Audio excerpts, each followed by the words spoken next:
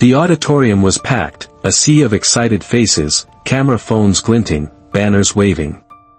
In the midst of the joyful chaos, a man stood silently at the back, his posture stiff, a faded Marine Corps jacket over worn jeans. He just wanted to see his son. Welcome to Valor's Echo. Before we continue, tell us in the comments, what does respect truly mean to you in today's world? The grand auditorium hummed with a vibrant, almost electric energy. Hundreds of families filled the rows, their chatter a celebratory symphony, camera flashes peppering the air like tiny stars. The air itself felt thick with anticipation, the shared excitement of a milestone achieved. Yet, amidst this joyous throng, one figure stood in quiet contrast at the very back, near the main entrance. He was tall, with the kind of broad shoulders that hinted at a life of rigorous discipline, but his civilian attire, a worn, dark Marine Corps jacket over faded blue jeans, seemed out of place among the crisp suits and flowing dresses of the other attendees. His face, etched with lines that spoke of experience and hardship, held a calm, unwavering gaze as he scanned the sea of faces, a silent sentinel in a bustling world. This was Daniel R. Beck, a man in his late 60s, every bit a veteran, though his appearance spoke more of humble resilience than overt heroism. In his jacket pocket, he clutched a folded invitation. It was a simple card, handwritten by his only son, Tyler. The words were etched into his memory, "Dad, I want you in the front row." Tyler, the first in their family to graduate college, was Daniel's pride, his quiet triumph. Daniel hadn't cried in decades, not even when the IED blast in Iraq had stolen a third of his hearing, or when he'd picked shrapnel from his side for months afterward. Not even when he'd buried more brothers than he cared to count. But that handwritten invitation had tightened his throat, a rare tremor in his stoic composure. He'd driven 3 states, sleeping in his truck in the college parking lot to avoid any fuss or expense. He wore his old jacket not for show, but because it was simply the nicest thing he owned, a quiet testament to a life of service. He carried nothing but that invitation and the profound hope of seeing his son cross that stage. The auditorium was vast, far grander than he'd imagined. Rows of neatly labeled chairs stretched towards the stage, separated by crimson ropes that demarcated reserved seating from the general admission areas. Daniel, standing near a side wall, tried to make sense of the layout. Tyler had assured him his name would be on the guest list, right up front. With a quiet resolve, he approached the entrance to the reserved section. An usher, a young woman with a sleek headset and a practiced, dismissive air, barely glanced at him. Her eyes flickered from his worn jacket to the weathered lines around his eyes, and that was enough. She waved him off with a curt, rehearsed tone. "Sorry, sir. This area is for guests of honor only." "I am family," Daniel replied, his voice calm but firm. "I'm his father. My name is on the list." She shook her head, an impatient flick of her wrist. "No ID, no pass. Step back now or security will remove you." 2 burly security guards began to approach, their expressions unyielding. Daniel didn't argue. He'd spent his life following orders, a soldier's ingrained obedience. But there was a cold sensation creeping up the back of his neck, not fear, not shame, but a profound, chilling sense of something profoundly wrong. As he stepped back, he noticed something else. Every eye in the front rows, filled with parents in their perfect suits and dresses, meticulously avoided his. Not one person was willing to move, not one willing to question the usher's judgment. To them, he was just some old man in the wrong place, a forgotten relic who didn't belong among their polished shoes and graduation program pamphlets. He found a corner near the fire exit, a solitary figure, hands clasped behind his back, eyes fixed on the stage.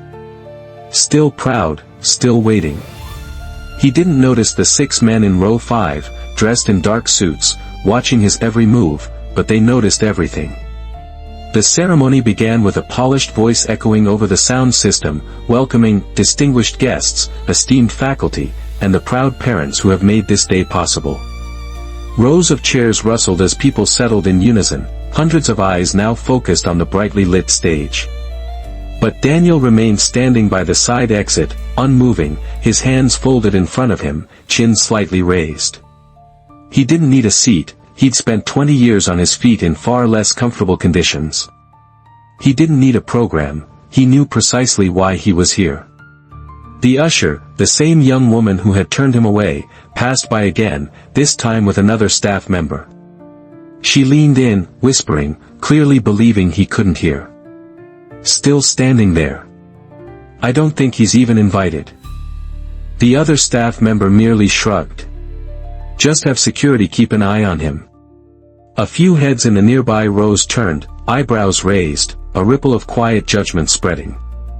The man in the faded Marine Corps jacket didn't flinch. He'd stood like this at funerals, in sandstorms, under artillery fire. A few sideways glances from a judgmental crowd couldn't shake him. Then, one of the students, a young man in his cap and gown, walked out from behind the curtain to make a speech. It was the dean's son, a figure of perfect composure, his diction practiced, every word enunciated with theatrical precision. He began by thanking the families who had made this monumental achievement possible.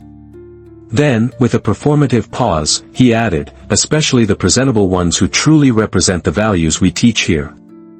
A wave of light, polite laughter rippled through the audience, a sound that grated on Daniel's ears. He didn't blink.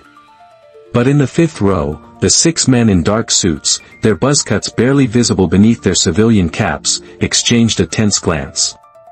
One of them, taller than the others, leaned slightly forward and muttered, his voice low, that was aimed at him. The others nodded once, a silent, grim acknowledgement. Back near the wall, a security guard, clipboard in hand, approached Daniel. "Sir, we've had some concerns," he began, his tone polite but firm. "Would you mind stepping outside until we can verify your name on the list?" "I'm not causing trouble," Daniel replied, his voice calm, steady. "My son asked me to be here. I'm not moving until I see him cross that stage." The guard's expression hardened almost imperceptibly. "Sir, I need you to come with me." A few audience members began to whisper more openly. A woman near the aisle hissed, "They're removing that man." Another muttered, "Honestly, he's making people uncomfortable." Daniel looked at the guard, his eyes holding a depth of experience that the younger man couldn't possibly fathom. He exhaled slowly. "All right," he said, and began to follow. No protest, no scene, just quiet, weary compliance. But as Daniel reached the edge of the aisle, a single, sharp noise sliced through the hushed reverence of the ceremony. A chair scraped loudly against the polished floor. Then another, then another.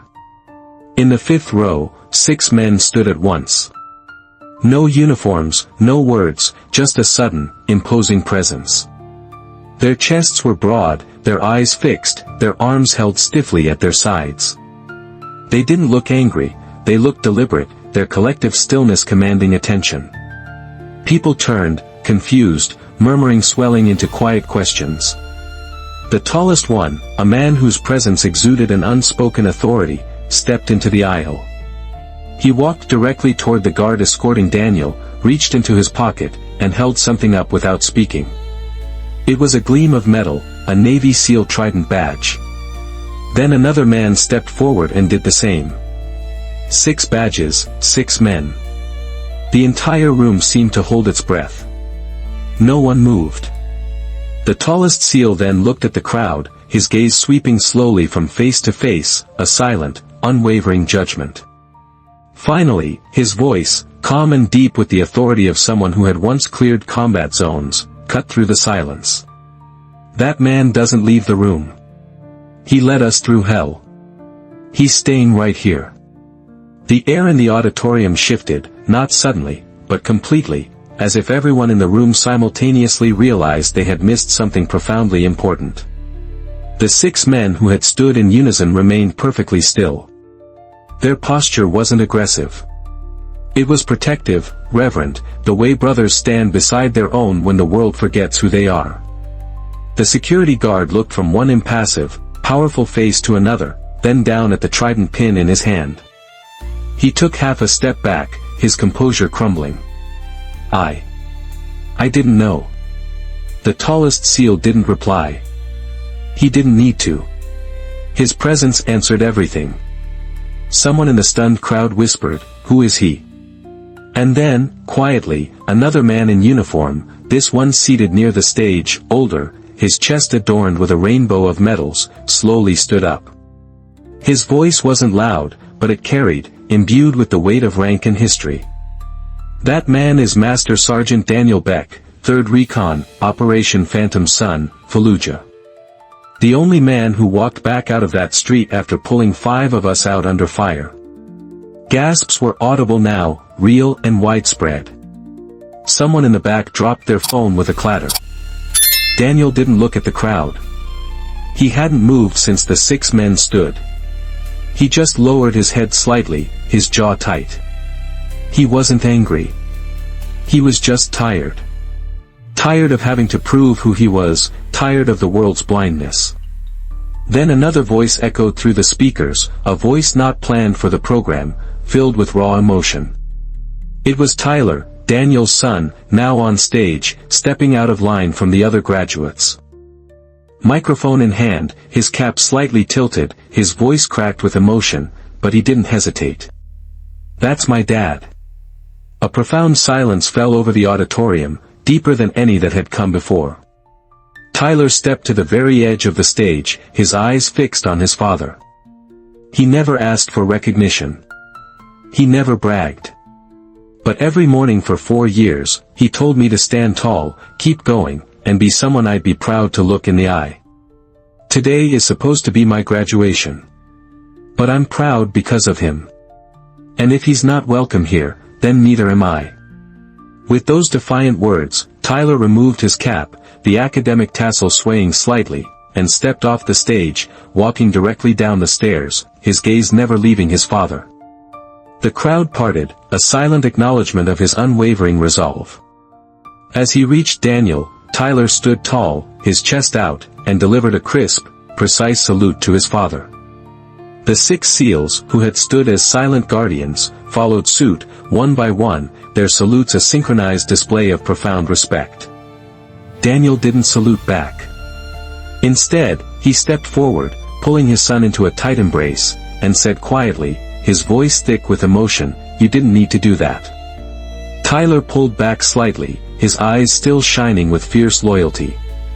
"No, Dad," he replied, his voice firm. They needed to see it. The entire auditorium stood utterly still, suspended in something deeper than shock, a collective dawning of understanding, a reckoning. The young woman who had turned Daniel away stared down at her clipboard, her face drained of color, suddenly appearing very small and insignificant. Parents who had looked past him, whose eyes had deliberately avoided his, shifted uncomfortably in their seats. Some lowered their eyes in shame, others looked up at Daniel with something closer to reverence. A man they had dismissed as not belonging, a relic out of place, now stood as the singular figure no one dared speak over, a silent giant whose presence commanded universal respect. Tyler led his father slowly back toward the front rows. This time, no one blocked their path. The same usher who had so dismissively waved him off moments before now stepped aside without a word, her eyes fixed on the floor. Daniel passed her calmly, never breaking his dignified pace, his expression unchanged. He didn't need an apology. His presence had already demanded one, and received it in the hushed silence of the room. The 6 SEALs followed behind them, their silent, powerful presence a continuation of the unwavering respect. They didn't sit. Instead, they stood just behind the front row, arms crossed, like a silent, formidable guard of honor, protecting this sacred moment. One of them turned to the crowd, almost to himself, and muttered, "About time." The dean, a man whose face had paled significantly, stepped up to the podium, clutching his prepared speech as if it were a lifeline. He glanced nervously toward Daniel and the group of SEALs, then back to the microphone. He tried to recover his composure, to regain the authoritative tone of the ceremony, but his voice betrayed him, trembling slightly. We are honored today to have many distinguished guests, including some we should have recognized sooner.